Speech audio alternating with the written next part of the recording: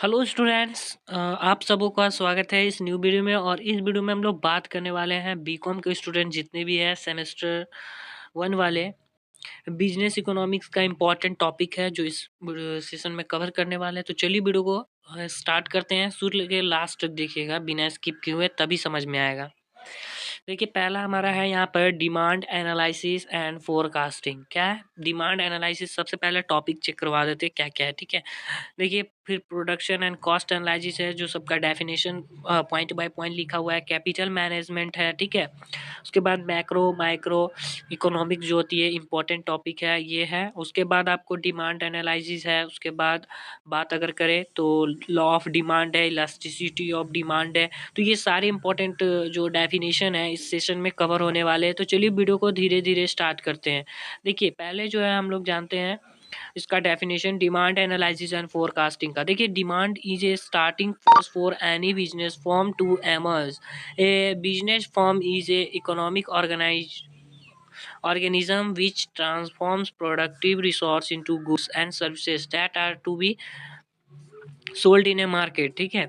Demand analysis और forecasting यही इसी में है। Demand analysis help identify the various factor influencing the demand form product and thus provides guidelines to manipulating demand. Hence demand analysis forecasting therefore is necessary for business planning and occupies a strategic place in managerial economics, ठीक है। Next यहाँ पर हमारा topic है production and cost analysis का। तो ये कहा यहाँ पे कह रहा है in the competitive environment business firms are forced to produce goods and services with cost effectiveness. Production function and cost analysis enable the firms to achieve these goals. The factor of production may be combined in particular way to yield maximum output, ठीक है। अगर देखिए ज़्यादा number का question अगर पूछता है 10 number का तो इतना डेफिनेशन बहुत हुआ, और नहीं तो यहाँ तक जो आउटपुट है लिख सकते हैं।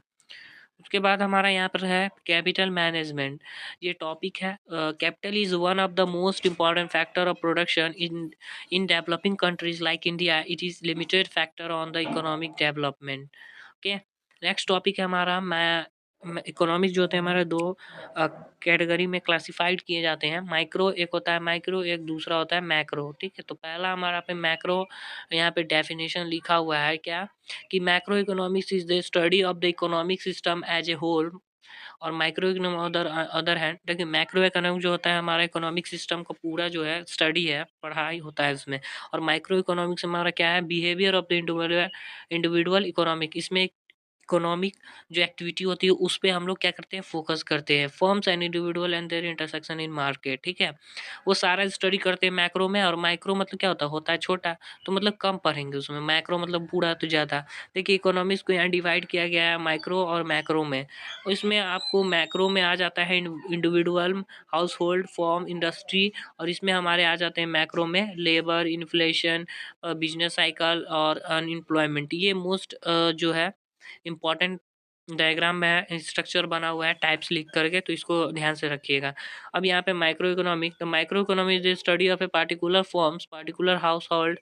उसी को डेफिनेशन को बना दिया है। तो जो डेफिनेशन आपको याद हो उसे आप याद कर लेंगे। क्वेश्चन में पूछा जा सकता है डिमांड एनालिसिस। तो डिमांड हम एनालिसिस का यहाँ डेफिनेशन लिखा हुआ है, तो इसको आप लोग क्या कर सकते हो कॉपी कर सकते हो, अपना लिख सकते हो। अब यहाँ पे अकॉर्डिंग टू बेनहम जो भी हमारे फिलोसफर हैं वो कहा जाता है demand for anything at a given place is amount of it which will be browse per unit of time at that price. तो ये कहा जा रहा है डिमांड के बारे में। डिमांड एनालिसिस जो है इसका डेफिनेशन दिए गए हैं अकॉर्डिंग टू बॉबर और बेनहम के द्वारा। तो दोनों डेफिनेशन यहाँ पर है, ठीक है। अब नेक्स्ट है हमारा individual demand and market demand, ठीक है। तो यहाँ पे लिखा हुआ अपना देख लेंगे। उसके बाद नेक्स्ट है the law of demand. Law of demand हमारा क्या कहता है वो देखिए। अगर सिंपल शब्दों में कहे तो ceteris paribus the higher of the price of commodity the smaller is the quantity demand and lower the price larger the quantity, ठीक है। मार्केट क्या होता है हमारा, जब हाइयर होता है तो क्या होता है, क्वांटिटी डिमांड जो है कम हो जाती है, और मार्केट प्राइस हमारा लो होता है तो क्वांटिटी डिमांड क्या होती है, हाइयर लार्जर हो जाती है। बस यही हमारा ये लॉ ऑफ डिमांड है, जिसको एक्सप्लेन करके लिखना होता है एग्जाम में, लिख सकते हैं। ठीक है, मेजर एजम्पशन, ये सब एजम्पशन है, तो अगर एजम्पशन पूछ दिया जाए तो लिख सकते हैं। अब है meaning of elasticity of demand. तो यहाँ पे the concept of elasticity demand refer to the responsiveness of the quantity demand to the change in demand determinants. ठीक है, इलास्टिसिटी ऑफ डिमांड हमारा कहता है percentage change in quantity demand, percentage change in demand determinant. तो ये important point है session, इसको check करना। Types of elasticity of demand, हमारा जो टाइप्स होता है वो कौन कौन से टाइप्स होते हैं हमारे, तो price price elasticity of demand होता है income, cross elasticity, advertising elasticity of demand, और प्राइस इलास्टिसिटी का यहाँ एक्सप्लेन किया गया है 24 यहाँ पर। ठीक है, कैसा चलता है जब परफेक्टली इलास्टिक डिमांड होता है, तो ये हमारा स्ट्रक्चर बना हुआ है और परफेक्ट इलास्टिसिटी ऑफ डिमांड का यहाँ पे डिस्कस किया गया है। नेक्स्ट यहाँ पर बताया गया परफेक्टली इलास्टिक जब होता है तो हमारा कौन सा डायग्राम बनता है, तो ये एग्जाम इंपॉर्टेंट पॉइंट निभाते हैं, तो आप इसको पढ़ लेंगे अच्छे से। ठीक है, अब है रिलेटिवली इलास्टिसिटी ऑफ डिमांड। तो जब हमारा रिलेटिवली इलास्टिक डिमांड बनता है तो किस तरीके का डायग्राम यूज होता है, तो ये ऐसे रहता है। ठीक है, और जब हमारा परफेक्टली इलास्टिक हो तो ऐसे सीधा होगा, और जब हमारा क्या होगा, इलास्टिसिटी परफेक्ट होगा तो सीधा स्ट्रेट होगा। ठीक है, तो ये सब इंपॉर्टेंट है, ये सब आप देख लेना। अब देखो रिलेटिवली इन इलास्टिक हो, ऐसा नहीं है कि सेम है, यहाँ पर इलास्टिसिटी है, इलास्टिक है, और यहाँ पे इन इलास्टिक है। तो जब हमारा परफेक्ट रिलेटिवली इन इलास्टिक होगा तो ऐसे डायग्राम बनेगा और ऐसे। ठीक है, ये तो हमारा हो गया एक्स वाई एक्सिस, और इस पे हमारा ऐसा डायग्राम बनेगा, तो ये बनाना है। और नीचे हमारा क्वांटिटी होता है क्यू से डिनोट करते हैं, और ऊपर हमारा प्राइस होता है तो पी से डिनोट करते हैं। जब हमारा यूनिटरी इलास्टिक डिमांड होता है तो हम लोग कैसे करते हैं, एक P1 को यहाँ साइड में लाते हैं, P2 को यहाँ से लाते हैं, यहाँ पर हमारा जो जो भी है वो एक PD जो भी हो, एक पॉइंट ऑब्जर्व करता है जहाँ पे लिखा होगा, देखिए increase in price leads to 5%, तो ये परसेंटेज बढ़ता है, तो हमारा कैसा बनेगा, तो इस तरीके का आपका बनेगा ये डायग्राम। ठीक है, अब नेक्स्ट हमारा है इनकम इलास्टिसिटी। तो इनकम इलास्टिसिटी का यहाँ पर दिया गया है डेफिनेशन, आप यहाँ से पढ़ लेंगे अगर पूछा एग्जाम में तो। ठीक है, बाकी ये सब जो है मेन मेन जो है हम आपको दिखा देते हैं, ये सब अगर आपको पढ़ना हो, जो क्रॉस इलास्टिसिटी का डिमांड पॉजिटिव है और नेगेटिव है। ठीक है, जीरो होते हैं उसके बाद। अब इस वाले सेशन में आ जाते हैं कॉस्ट एंड रेवेन्यू एनालिसिस में। ठीक है, कॉस्ट कॉन्सेप्ट भी हमारा एग्जाम में कभी कभी पूछ दिया जाता है। ठीक है, पूछ दिया जाता है कॉस्ट एनालिसिस, तो इसको अगर पढ़ना है तो आप पढ़ सकते हो। Production analysis discuss so far relate physical output to physical input, cost analysis to be discuss in the section detailed with various types of cost and their role in decision making and the cost and output relationship. This analysis equips the future managers, यहाँ पे managers है, थोड़ा यहाँ पे type गलत हो गया, और business houses with various cost concept suitable for various business decision. ठीक है, तो कॉस्ट कॉन्सेप्ट का यहाँ पर दिया गया है, इसे आप लिख सकते हो एग्जाम में। Classification of cost, real cost, opportunity cost और मनी कॉस्ट। तो ये सब कॉस्ट जो भी होते हैं यहाँ पे आपको दिए गए हैं। जैसे कि हमारा रियल कॉस्ट है, तो ये रियल कॉस्ट जो होता है प्रोडक्शन का, रेफर करते हैं क्या, physical quantity of various factor use in production and commodity. Okay, अब आगे बढ़ते हैं, आगे हमारा है प्रोडक्शन कॉस्ट। प्रोडक्शन कॉस्ट कभी कभी पूछ दिया जाता है, इंपॉर्टेंट है।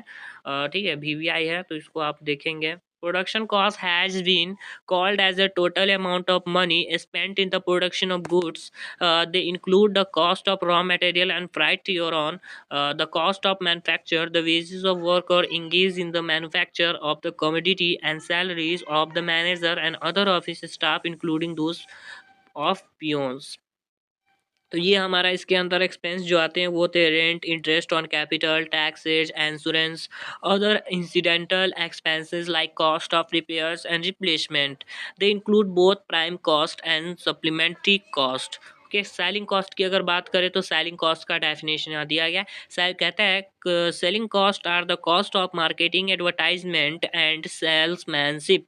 These cost are incurred to attract customers, expand market and capture more business and retain the existing business. These cost are the essential cost of the competitive economic. ठीक है, तो इतना लिखेंगे बहुत हुआ।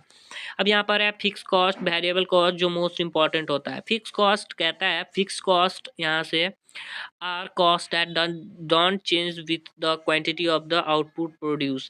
तो यहाँ तक जो है मोस्ट शॉर्ट में पूछा तो लिख दीजिएगा, बात खत्म हो जाएगी। ठीक है, और यहाँ पर आपको एक्सप्लेन करके किया है that is they have to paid even if there is no production output at all.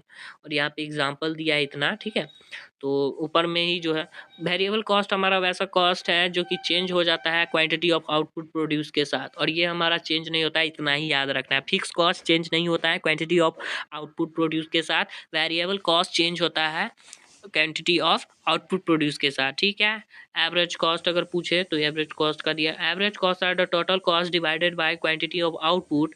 ठीक है, they are an important factor when it comes to making production decisions because they tell us how much a typical unit of output cost। यहाँ तक लिख देंगे हो जाएगा। अब है नेक्स्ट हमारा मार्जिनल कॉस्ट। मार्जिनल कॉस्ट हमारा जो होता है कॉस्ट ऑफ प्रोड्यूसिंग होता है और one more unit of output. Marginal cost पूछ देगा शॉर्ट टाइप में, marginal cost short answer type question में पूछेगा। ठीक है, तो ये मोस्ट वीवीआई है, तो इसको देख लेंगे। मार्जिनल कॉस्ट जो होता है हमारा वीवीआई है। मार्जिनल कॉस्ट हमारा कॉस्ट वैसा कॉस्ट है प्रोड्यूसिंग का जो वन और मोर यूनिट ऑफ, तो यहाँ दिया है marginal cost are the cost of producing one more unit of output. इतना लिख देंगे हो जाएगा। That is they tell by how much total cost increase if the additional unit produce. Marginal cost का यहाँ पर ऊपर बता दिए थे। ठीक है, अब यहाँ पर आ जाते हैं तो आएंगे मार्केट में ओलिगोपोली, फिर से हमारा हो जाएगा मोनोपोली, ये सब क्या होता है। ठीक है, मार्केट सेगमेंटेशन, ये सब हम पिछले वीडियो में बताए हैं, उसको हम यहाँ पे ज़्यादा नहीं लाएंगे, बस नेशनल इनकम और मार्केट लेकर ख़त्म करते हैं। मार्केट रेफर करता है पार्टिकुलर प्लेस को where goods are purchase and sold. देखिए, मार्केट हमारा रेफर करता है एक ऐसे पार्टिकुलर प्लेस को जहाँ पर हमारा सामान सब क्या होता है, परचेज होता है, बेचा जाता है, खरीदा जाता है। ठीक है, but in economics market is used in a wide perspective. In economics the term market does not mean a particular place but the whole area where the buyer and seller of the। लेकिन market का economics में market का वो definition नहीं है। यहाँ पर वो डेफिनेशन है कि पार्टिकुलर एक प्लेस का कोई यहाँ मतलब नहीं है, पूरा होल एरिया का मतलब है जहाँ पर क्या करते हैं बायर और सेलर जो है प्रोडक्ट को अपना फैलाते हैं और वहाँ से सामान सब अपना लोग खरीदते हैं। ठीक है, तो इसका मेन डेफिनेशन यहाँ पर है। ठीक है, अब अकॉर्डिंग टू प्रोफेसर जो है हमारे यहाँ पे चैम्पमैन, ये कहते हैं the term market refer not necessary to be place but place sorry always to a commodity and the buyer and seller who are in पर direct competition with one another. अब कैरेक्टरिस्टिक यहाँ पर दिया गया है मार्केट का जो most important है। देखिए, an area, one commodity, buyer and seller, free competition, one price. देखिए, मार्केट में क्या होता है, प्राइस जो होता है हमारा एक होता है, the price of a product is the same in the market because the free competition among buyer and seller.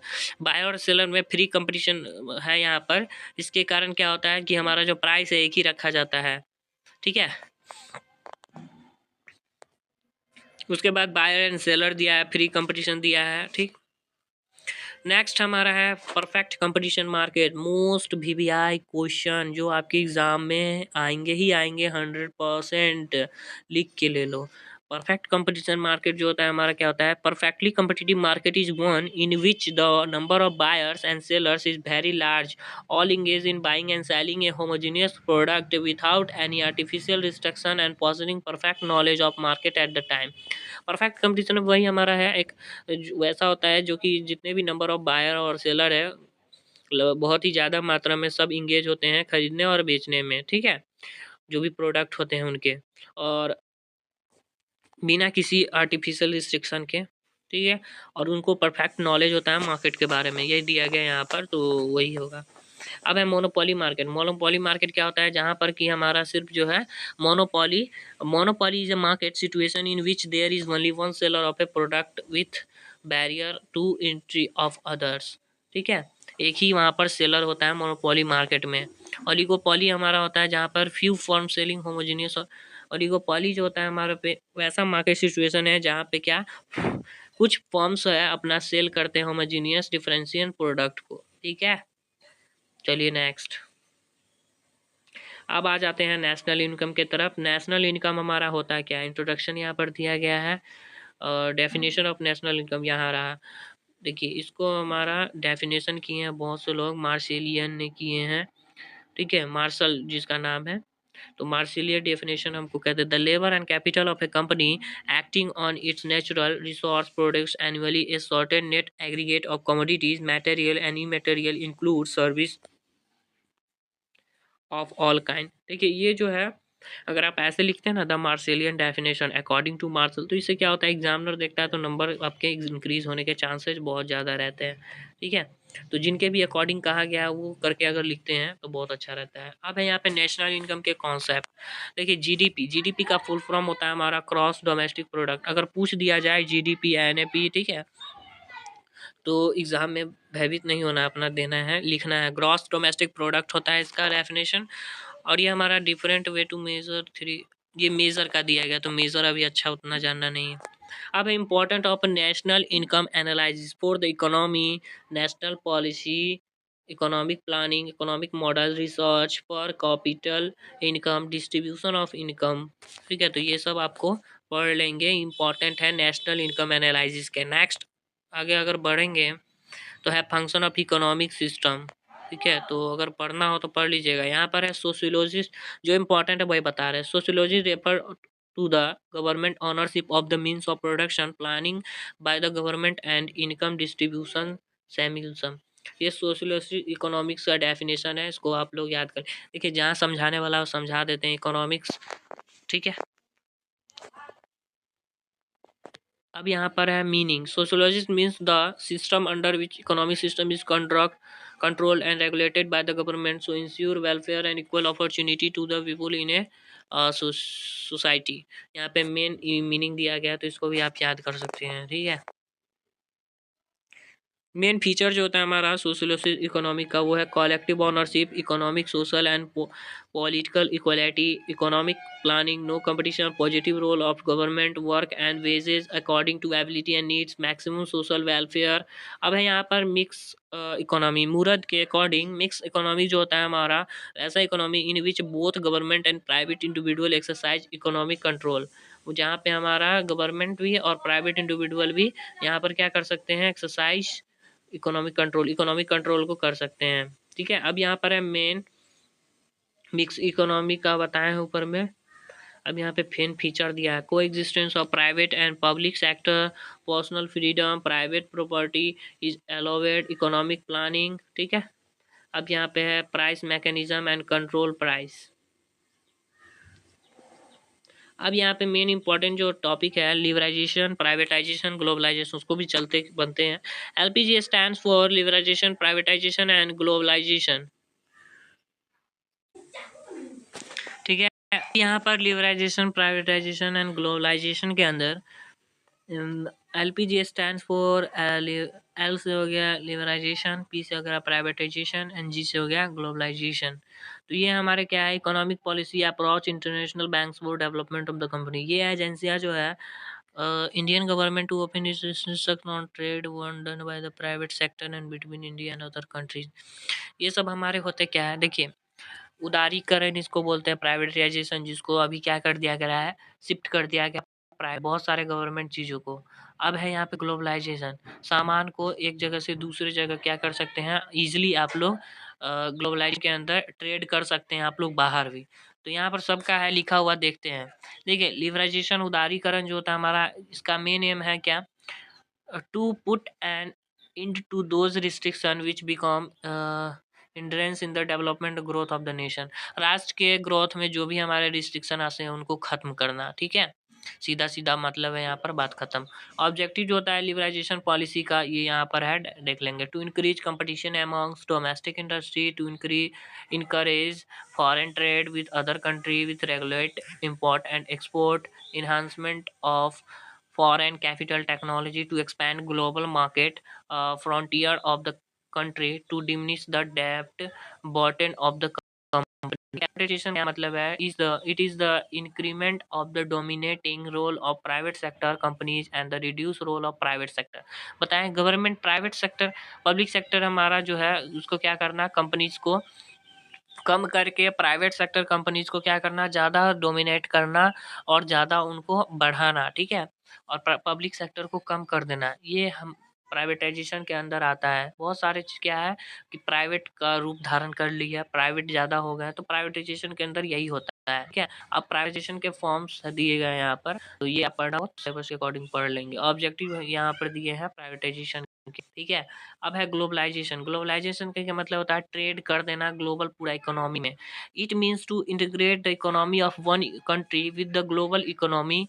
During globalization the main focus is on foreign trade and private institutional foreign investment. बोले foreign trade जो है ना, globalisation अच्छे तरीके से कोई restriction ना हो, इंटीग्रेट कर सके। Okay, globalization as the term as very complex phenomena. तो ये आपको यहाँ पर बताया, डिस्कस करके पढ़ लेना, ठीक है। आगे क्या है देखते हैं। आगे जो भी मोस्ट इम्पॉर्टेंट टॉपिक थी एग्जाम के व्यू से हमने करा दिया। फ्री ट्रेड का यहाँ डेफिनेशन है। फ्री ट्रेड अगर आपको हो सिलेबस में, ठीक है, तो वो आप पढ़ लेंगे, ठीक है। तो इस वीडियो में हमने पूरा डिस्कस करके जो भी सिलेबस के अकॉर्डिंग थी, जो छूटा हुआ था वो सारे को हमने डिस्कस करा। जो भी डिमांड एनालिसिस, डिमांड फोरकास्टिंग, ठीक है, मार्शल के अकॉर्डिंग क्या क्या है types, elasticity of demand, law of demand, तो जो भी था हमारा डिस्कस डेफिनेशन के साथ डिस्कस किए हैं। उम्मीद करते हैं वीडियो आपको समझ में आया। अगर फिर भी कोई क्यूरीज रह जाती है तो आप हमें कमेंट कर सकते हैं। अगर इस पीडीएफ चाहिए तो आप टेलीग्राम से जुड़ जाइए और कमेंट कर दीजिए पीडीएफ चाहिए, ठीक है, तो आपको पीडीएफ टेलीग्राम पे दे दिया जाएगा। धन्यवाद वीडियो देखने के लिए। चैनल पर नए, चैनल को प्लीज़ सब्सक्राइब कर लीजिए। धन्यवाद।